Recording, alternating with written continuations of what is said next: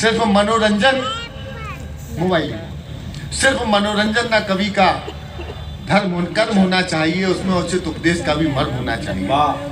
और एक बात और, मुझे यहाँ आके कल मैं गिरीश भैया के पास बैठा था तो मुझे ये पता चला कि कितने बड़े कवि पंडित बच्छराज व्यास जी थे जिन्होंने लिखा अद्भुत कविता, और उनकी कविताएं हमने कहाँ कहाँ नहीं पढ़ी जी। उनकी धरती पे एक लक्ष्मण रेखा खींचने का प्रयास करता हूँ। 2 बेटियों का पिता हूँ। जब मैंने अपनी छोटी बेटी को सर मोबाइल दिलाया, बड़ी बेटी को, तो मोबाइल की रीलों में क्या आ रहा है ये हम सबने देखा। एक आंदोलन की तरह से मैंने कविता लिखी, वो सुना देता हूँ बगैर अतिरिक्त बातचीत के। पापा ने हैप्पी बर्थडे पर मोबाइल मंगवाया था, ऑनलाइन हो गई पढ़ाई, किस्तों पर दिलवाया था। पढ़ो बेटियों बढ़ो बेटियों, उनने मन में ठाना था, दुनिया कर लेंगी मुट्ठी में, दुनिया को दिखलाना था। उसी मोबाइल से वो लड़की इंस्टाग्राम चलाती है, पढ़ती नहीं पढ़ाती है, दिन भर रील बनाती है। पापा ने हैप्पी बर्थडे, अभी 2-4% लोग मेरे साथ हैं, लेकिन खास रात महोत्सव के खास श्रोताओं, मैं वचन देता हूं कि इस कविता के अंदर ये पूरा सदन मेरे विषय के साथ खड़ा रहेगा। इन दिनों की सबसे ज्वलंत समस्या पर बात कर रहा हूं। जी भाई, बिल्कुल सही बात कि पापा ने हैप्पी बर्थडे पर मोबाइल मंगवाया था। वो पापा की परी आजकल इतनी ज्यादा सोशल है, बेपर्दा घर को कर डाला जैसे कोई होटल है।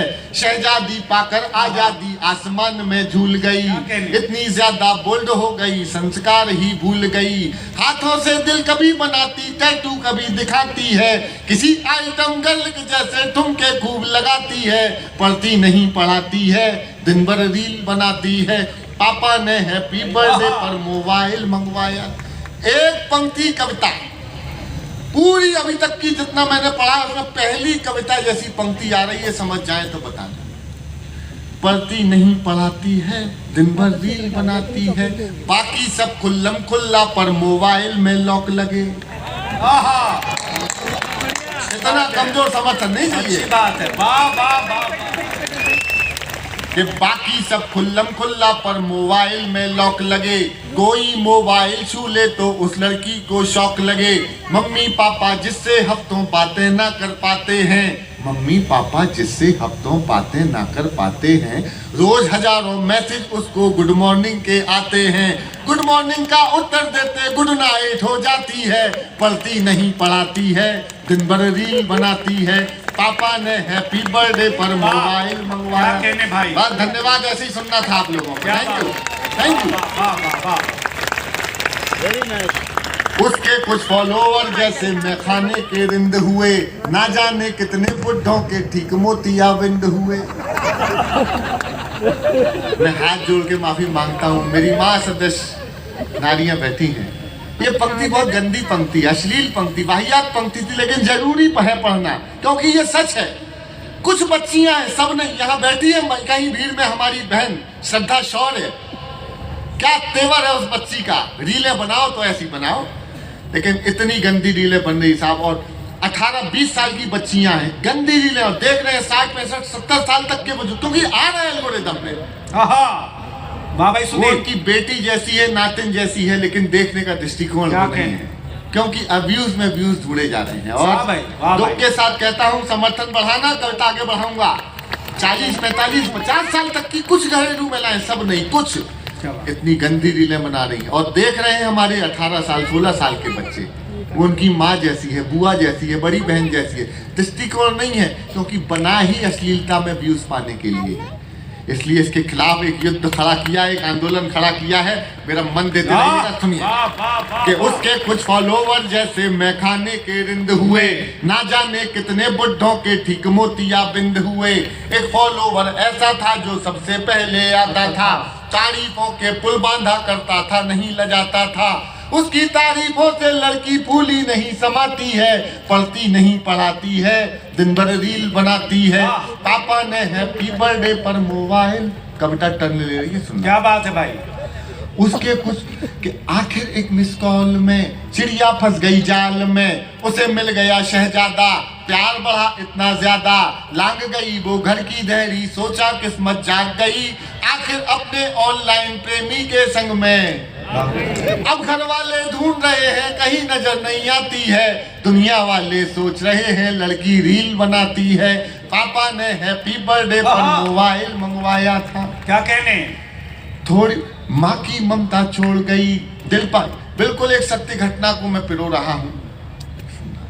माँ की ममता छोड़ गई दिल पापा का तोड़ गई, जिसकी खातिर लड़की अपने सारे रिश्ते तोड़ गई, नशा प्यार का उतरा तो सब कुछ गड़बड़ झाला निकला।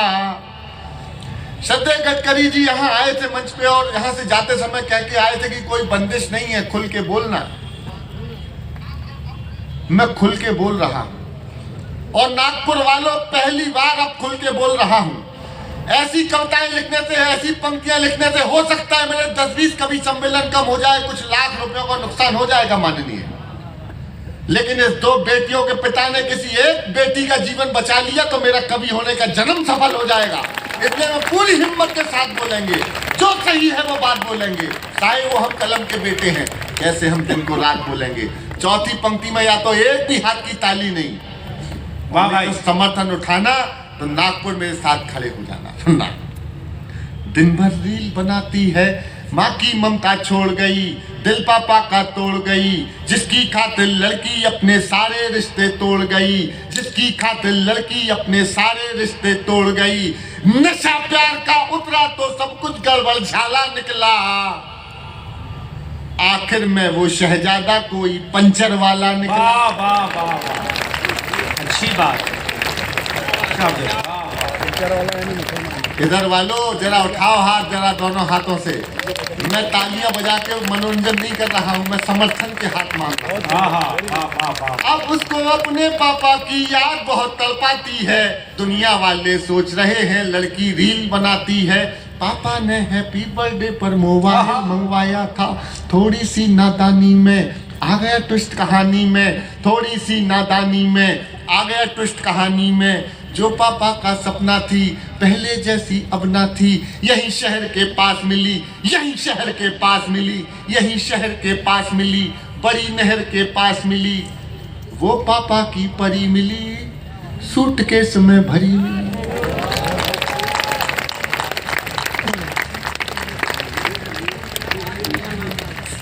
फिर वो लड़की अपने टैटू से पहचानी जाती है, दुनिया वाले सोच रहे हैं लड़की रील बना। सर अक्सर रहता हूँ काम पर, परिवार से दूर, पूरा मन लगाकर काम करता हूँ भरपूर, कभी ट्रेन में, कभी जहाज में, कभी कैब में सफर करता हूँ, कहाँ जाना है क्या करना है हर बात अपनी पत्नी से मोबाइल पे शेयर करता हूँ, क्योंकि अकेले सफर करता हूँ। वाह, मेरे मैसेज करते ही अक्सर वीडियो कॉल किया करती हैं मेरी बेटियां, बाबा से बात कर लो पापू, तो मैं बात करता हूँ अपने पिताजी से, जिन्हें आजकल मैं भी बाबा ही कहता हूँ। बाबा कहते हैं बेटे पहुँच गए आराम से, माँ कहती है बच्चे घर कब लौटेगा काम से, पत्नी कहती है आपके नए मोजे रुमाल बैग की पॉकेट में रखे हैं, सैनिटाइजर यूज करते रहना आपकी जैकेट में रखे हैं, तभी स्क्रीन पर आ जाती है बड़ी बेटी के साथ छोटी बेटी, तभी स्क्रीन पर आ जाती है बड़ी बेटी के साथ छोटी बेटी, जिसने बड़ी ही सफाई से अपनी माँ के हाथ से फोन हथिया लिया और हर बार की तरह बस वही एक सवाल किया, पापा खाना खा लिया। क्या कहने, ये बोलते हुए मैंने भी उसे चिल्लाया बेटा शानदार पिज्जा खाया, लेकिन ये बोल के हम सब हंस जाते हैं, बेटियां जानती हैं पापा झूठ बोलते हैं तो फंस जाते हैं। फिर छा जाता है सन्नाटा, हम सब खामोश हो जाते हैं, क्योंकि मेरी बच्चियां ये भी जानती हैं पापा पिज्जा। वाह भाई। फिर वो लड़की अपने टैटू से पहचानी जाती। आखिरी पंक्तियां मुझे विदा करना जी। सर, एक पिता के नाते लिखी है, पिता के नाते सुनना। क्या बात है। पढ़ती नहीं पढ़ाती है, दिन भर रील बनाती है। पिता क्या सोचा था क्या पाया, अरे क्या सोचा था क्या पाया, क्या सोचा था क्या पाया, क्यों मोबाइल दिलवाया, अब पापा पछताते हैं, रोते हैं चिल्लाते हैं। क्या सोचा था क्या पाया, क्यों मोबाइल दिलवाया, अब पापा पछताते हैं, रोते हैं चिल्लाते हैं, लेकिन उस मोबाइल की अब भी किस्त चुकाते हैं। कितनी कीमत और चुकानी बात समझ नहीं आती है। दुनिया वाले सोच रहे हैं लड़की रील बनाती है। पापा देखिए, मेरा उद्देश्य ये नहीं कि बच्चियों के हाथ से मोबाइल छीन लें, बस ये बता दे, घर में बता दीजिए, बच्चियों को बताइए, अवेयर कीजिए कि बेटा इस मोबाइल को आप चलाओ, ये मोबाइल आपको ना चलाने लगे। बहुत बहुत धन्यवाद।